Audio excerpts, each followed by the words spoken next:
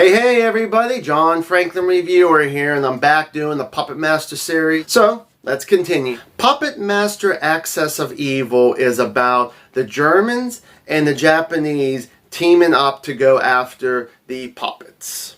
And there's a little bit more to it than that. And so what is it that I like about this film? Well, let's get the easy stuff out of the way, is that the acting is believable with everybody. It's very, very funny, especially one character that we'll get to here. I love the hell out of your villain. I definitely think it's directed well. I like the script, written well. I love the story. And now on to the characters. Well, the main character is named Danny. He has himself a bum leg. He's a really sweetheart kid, and it almost kind of gets to that point where it's going to get very annoying because throughout the movie, because he wants to go over with his brother Don, fight the Japanese.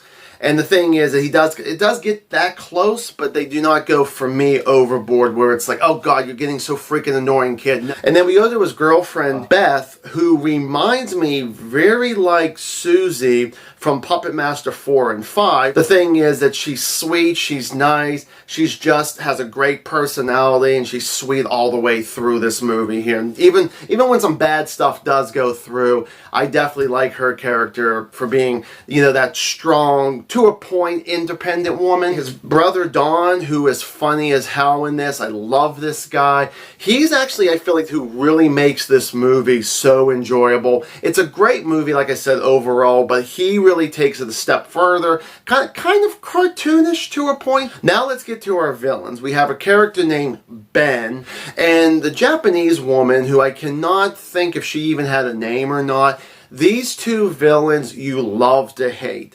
These two work together so well. I mean, they actually hate each other, but it really works when they team up and need to go after the puppet. And, you know, there's this particular plan that they got to get to. Well, we'll talk about that later on. And the final like I'm going to say are the puppets themselves.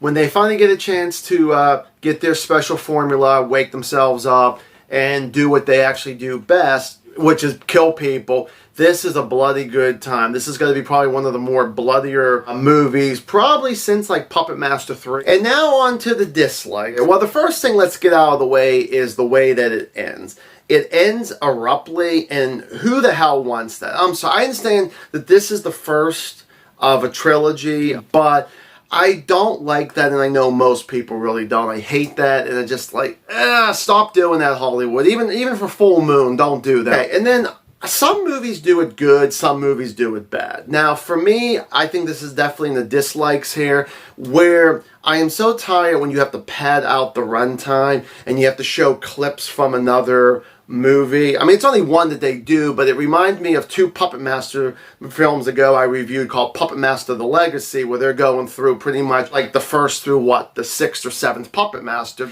They kind of do sort of something like this, and it kind of has a connection, which it was okay. The connection was like, you know, but I just felt like that they padded out what they showed in an older Puppet Master. And I'm like, I already saw this one. This is one of the ones I wasn't a fan of anyways. Stop showing it. You know, that they could have made this one. They could have cut that out, or maybe they could have found a way of having it connected without going back and showing all the boring parts in my mind. I hate when they do that. And then the final dislike is the plan of the bad guy. The thing is that they want to go do something to this particular building. For whatever reason, they never explain why.